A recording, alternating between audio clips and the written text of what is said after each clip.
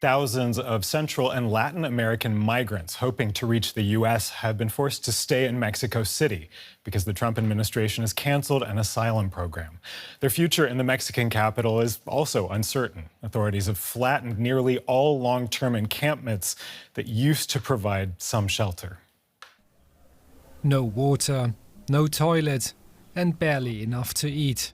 This is how Lucy lives with her 3 children in this camp north of Mexico City. She and the other 300 migrants settled here were waiting for their asylum claims in the US to be processed before the Trump administration cancelled the program. People here are wasting away, in the rain, in the sun. When it's been raining, it has been quite heavy.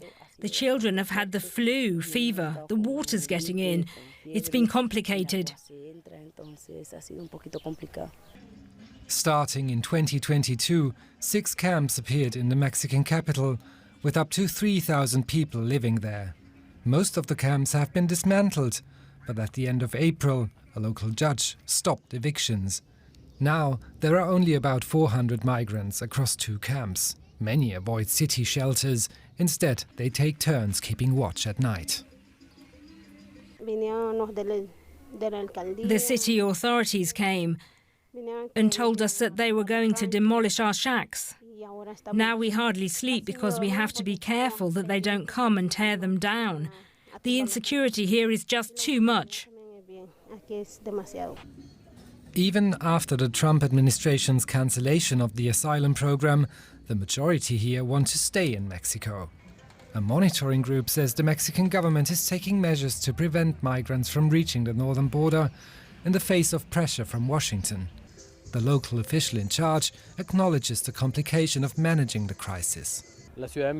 Mexico City used to provide greater protection and security for those families waiting to cross over.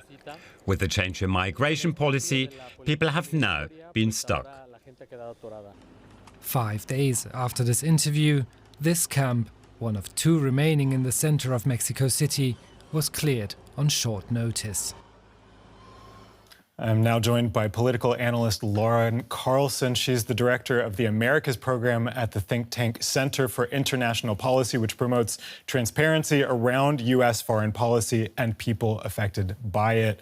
Laura, the number of migrants arriving at the U.S.-Mexico border has fallen very sharply since Trump's migration crackdown. Trump Republicans will see that as a big win.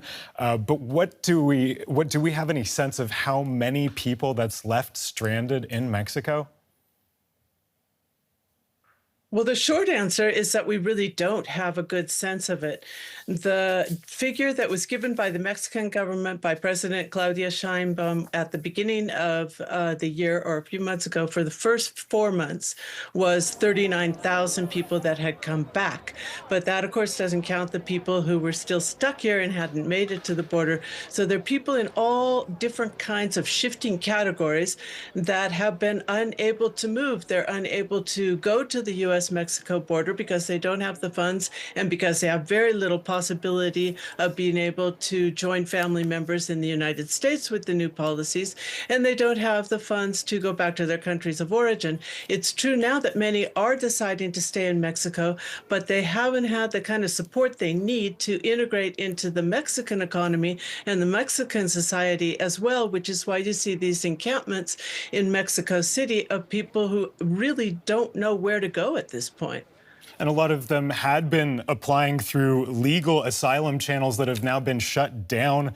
Back in January, the Trump administration instantly canceled tens of thousands of appointments.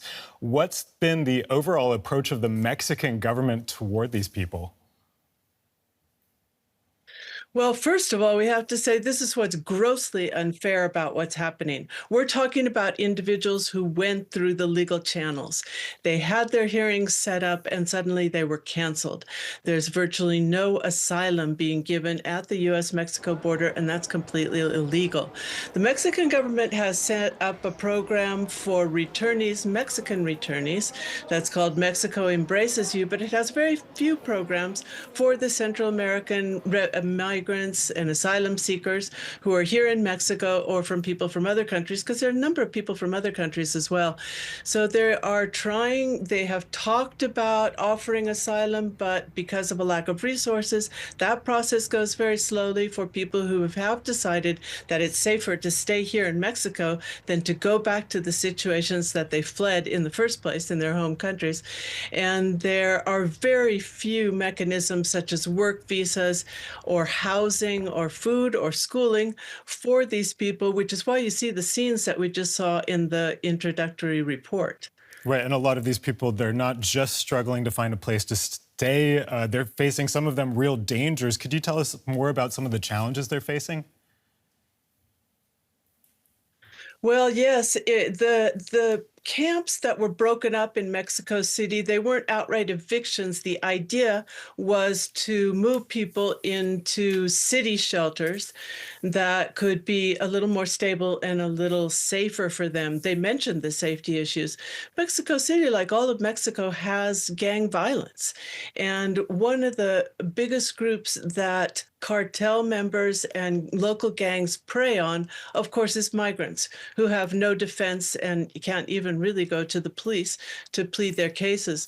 So we have a lot of situations of extortion, of forced recruitment, of robberies within the camps. And also they're now complaining that some of those new city shelters that are being set up in areas of Mexico City that we know to be dangerous areas. And so there is really no option of a place where they can live. And as you saw, there are many families involved, safely and securely, and be able to develop some kind of plan for the future.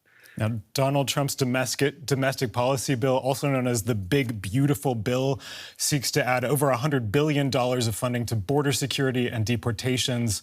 What message does that send to these migrants who are now stuck in Mexico?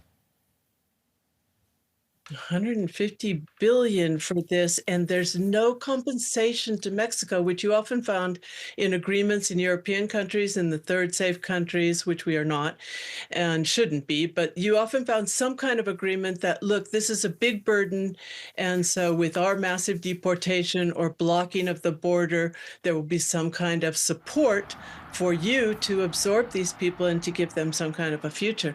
But we haven't seen that. At least we haven't seen it formally, and it's certainly not in this spending bill, and you certainly are not going to see it from the Trump administration.